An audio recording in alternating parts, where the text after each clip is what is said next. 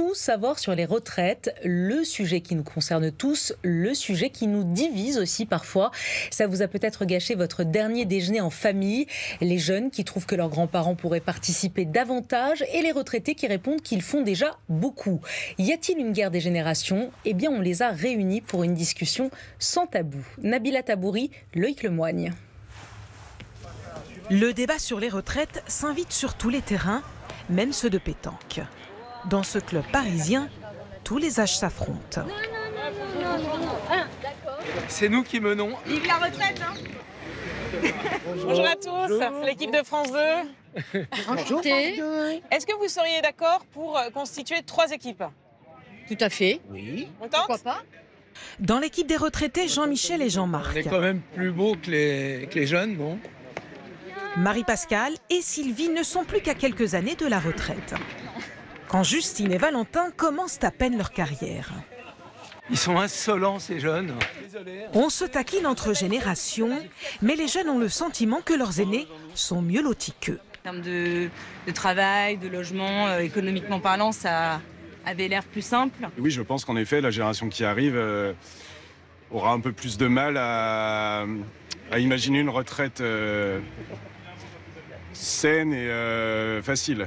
Pas d'accord, les retraités répondent du tac au tac. On a travaillé dur. C'est pas comme si on n'avait rien fait. Voilà, c'est ça que je veux dire. Moi, j'aide ma fille, j'aide mes enfants. Ils sont bien contents qu'on soit là. Sur le bord du terrain, Marie-Pascale, formatrice, compte les points et les années qui lui restent à travailler. Quand pourra-t-elle partir et combien gagnera-t-elle? C'est le grand flou. J'ai 57 ans et donc normalement, avec l'ancien modèle, c'était dans 7 ans. Avec le nouveau modèle, ce sera peut-être dans 5 ans. Mais je ne sais pas. On est vraiment dans des périodes toujours d'incertitude. Vient la question du financement. Où trouver l'argent pour sauver le système des retraites? Et des fois, vous n'avez pas envie de dire aux retraités, faites un effort. Et chacun défend un peu son bout de gras, on va pas se mentir. Mais je pense qu'ils contribueront d'une manière ou d'une autre de toute façon à terme. Il faut prendre l'argent où il est, pas sur les retraités. On est en train de dire c'est la faute aux retraités. Tout ça pour nous préparer à nous ponctionner dans les années qui viennent. Pour ne pas se retrouver sur le carreau, les plus jeunes, un peu résignés, sont bien obligés d'anticiper. Dans le doute, oui, moi j'ai réfléchi déjà à 32 ans à comment je vais faire pour pouvoir avoir une retraite décente et déjà commencer à mettre un petit peu de côté en ce sens, alors que c'est dans 30 ans, quoi, 35. Parce que vous pensez qu'il y a un risque que le système de retraite n'existe plus? Au cas où, on ne sait jamais. Une chose est sûre, à la pétanque comme pour la réforme des retraites, la partie est loin d'être terminée. Eux sont boulangers où ils ont travaillé toute leur vie sur les marchés et ils vont devoir se débrouiller tout seuls pour leur retraite. Comment font les indépendants? Eh bien, ils cotisent en fonction de leurs revenus. Mais comment calculer les indemnités? C'est souvent complexe et surtout à la fin, ça fait combien? Catherine Rougerie, Arantxa Belderrein. Bonjour, ça va? Pendant 50 ans, Erwin Gerbert a vendu des chaussures sur ce marché de Sarreguemines. Voilà, j'étais là devant le coiffeur. Il neige qu'il vente. Ah oui, même à moins 15. Hein.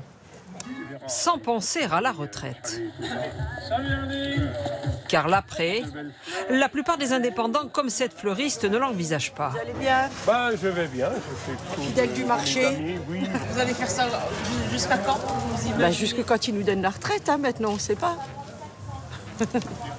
Se lever à 5 h du matin, travailler par tous les temps, pour à la fin toucher combien? Niveau retraite, moi j'ai dit pour les commerçants qui travaillent dehors comme ça, c'est pas assez. Avec son épouse aujourd'hui décédée, Erwin Gerbert a sillonné la Moselle 6 jours et parfois même 7 jours par semaine. C'est ma petite remorque qui faisait à la fin 16 mètres de déballage. Il a arrêté de travailler en 2017 à 72 ans. Il fallait être costaud, quoi. C'était 3,5 tonnes à déballer, 3,5 tonnes à remballer. Donc, vous voyez ce que ça fait. Une vie de labeur aux revenus faibles et irréguliers. Or, chez les indépendants, les cotisations dépendent du niveau des revenus. Aujourd'hui, il touche une petite pension qui inclut celle de sa veuve. 1422,47. Très mal payé. Très mal payé. C'est de l'aumône. Hein. C'est de l'aumône. On s'en sort pas en 2025 avec 1400 €. On s'en sort pas. Non, oui, si, on peut manger, hein, et tout ça, on fait attention. Voilà, donc on mange à sa faim, on peut manger à sa faim en mangeant des produits pas chers, hein, c'est sûr. Mais est-ce que c'est bon pour la santé? J'en sais rien. Pour s'assurer des revenus suffisants et ne rien coûter à ses enfants et ses petits-enfants, il a décidé de vendre sa maison. Mieux préparer la retraite, c'est le choix de ce couple de boulangers. Dans l'atelier, Guillaume Potera. La semaine, elle varie entre 60 et 80 heures. Il dort 5 à 6 heures par nuit. On se prend un jour de repos le mercredi, on le favorise avec nos enfants. Maintenant, la chance qu'on a, c'est que l'entreprise a grossi, on a du personnel, ce qui fait que quand on veut s'accorder un petit week-end, même une semaine, eh ben, on arrive à partir et l'entreprise tourne. En 2009, il a repris cette boulangerie de Barbizon à 1 heure de Paris avec sa compagne. J'ai bientôt 47 ans, donc mine de rien, ça va vite. Faut y penser. Ça va très très vite. Penser à la retraite, un déclic qu'ils ont eu il y a 5 ans, après un coup dur.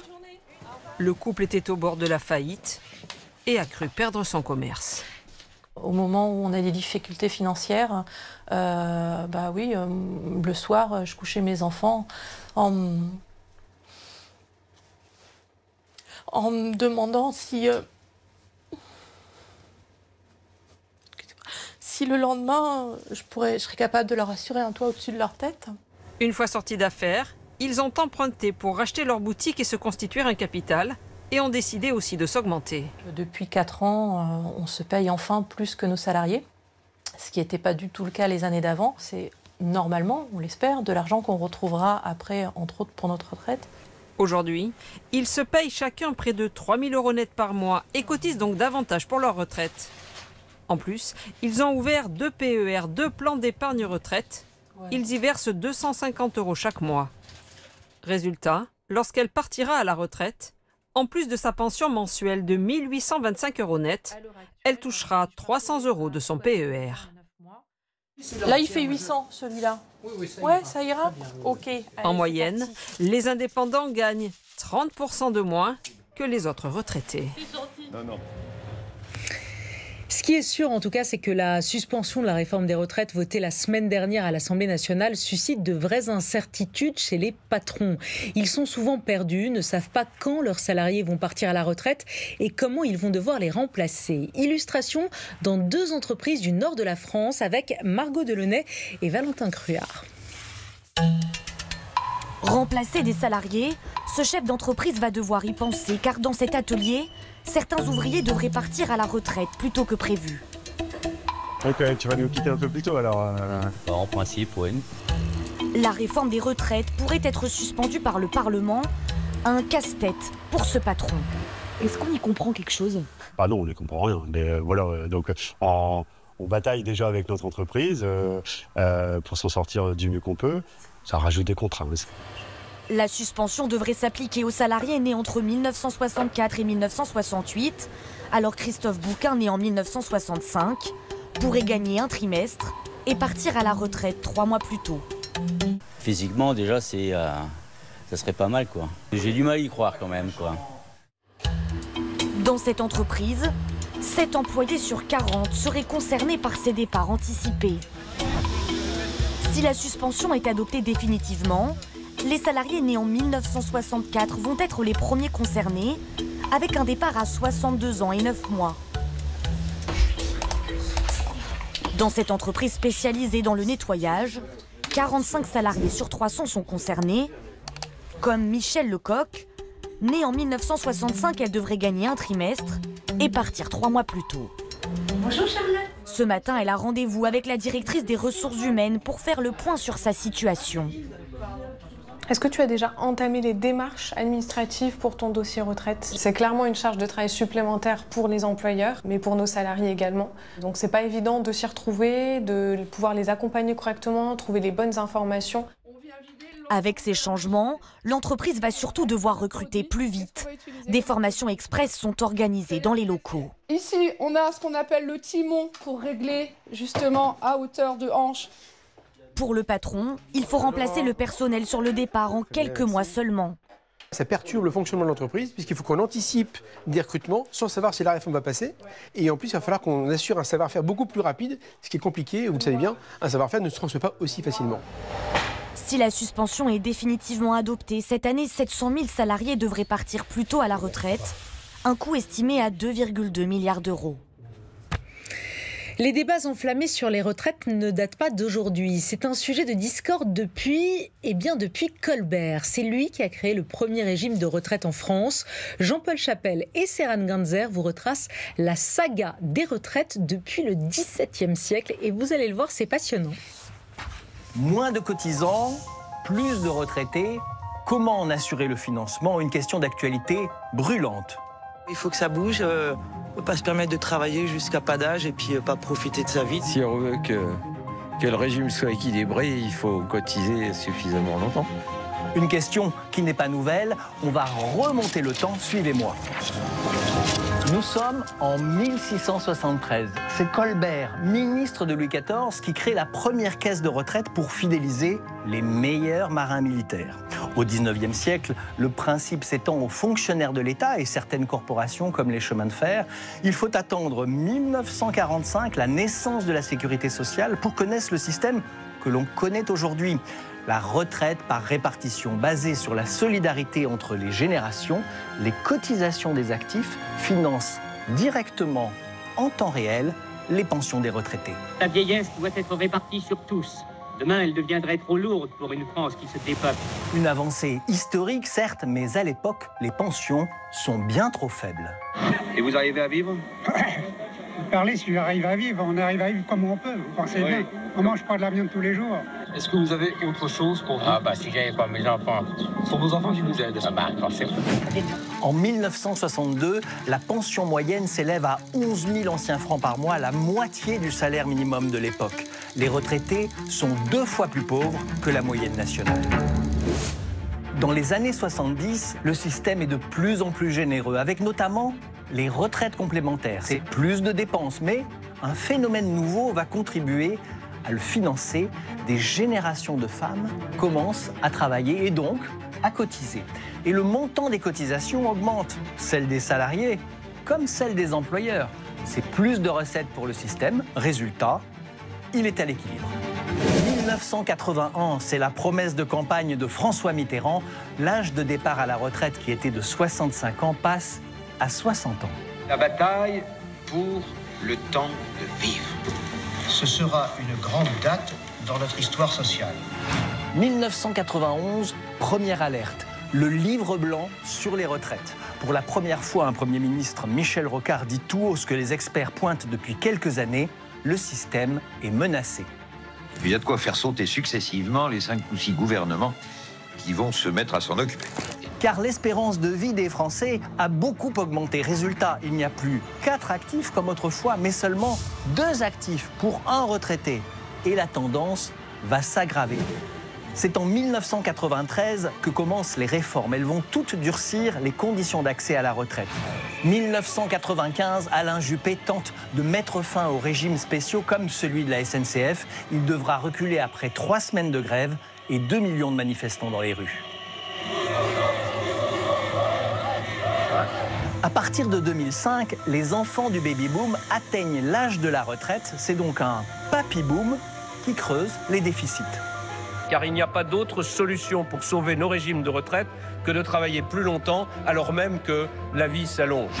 En 2010, Nicolas Sarkozy recule l'âge du départ à la retraite, 62 ans.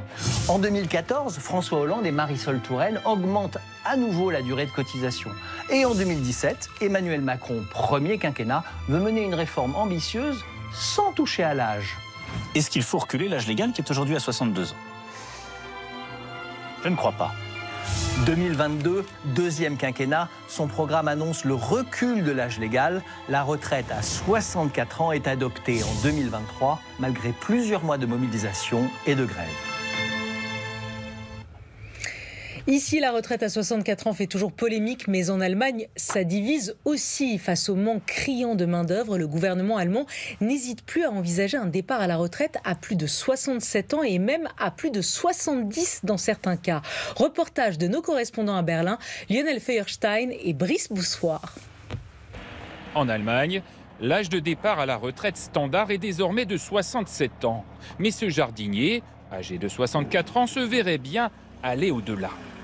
D'autant qu'à partir de janvier, il pourrait bénéficier de mesures fiscales avantageuses. En plus de sa retraite de 1 400 €, cet employé pourrait cumuler un salaire exonéré de l'impôt sur le revenu jusqu'à 2 000 € par mois. Ce serait super si je pouvais encore travailler ici au-delà de la retraite, car je me sens à l'aise au travail. Ça donne du sens, cela évite de tourner en rond et ça donne un rythme au quotidien. Son patron approuve ce qu'il appelle une incitation fiscale. Elle répond pour lui au manque de main-d'œuvre et à l'absence de personnel qualifié. C'est très précieux pour notre entreprise, car on garde le savoir-faire et les compétences dans notre société et aussi, cela permet le transfert de connaissances. C'est quelque chose que les employés plus âgés savent très bien faire. Le gouvernement estime ne pas avoir le choix pour retarder le départ massif de la génération des baby-boomers. Tout en continuant à financer le système des retraites. L'État-providence tel que nous le connaissons aujourd'hui n'est plus financièrement viable avec l'économie actuelle. Mais pour certains, pas touche à la retraite. Ce professeur d'allemand dans le privé vient d'arrêter son activité. Il ne veut plus remettre un pied dans une salle de cours. L'avantage principal avec la retraite, c'est la liberté. Tu n'as plus de rendez-vous obligatoires, tu gères ton temps comme tu veux. À 64 ans, le jeune retraité veut désormais s'occuper de son club nautique et de ses amis. Bref, en profiter car il estime avoir suffisamment cotisé. Bien sûr, s'il fallait vraiment reprendre, je le ferais. Si cela devenait financièrement nécessaire. Mais là, je n'en ai pas besoin car rien ne me manque. Et puis j'ai encore plein d'autres projets. Mais ce projet de loi reste contesté en Allemagne. Selon cet économiste, il encouragerait les inégalités entre ceux toujours capables de travailler et les autres. Qu'allons-nous faire de ces gens qui ne peuvent pas reprendre un travail plus longtemps?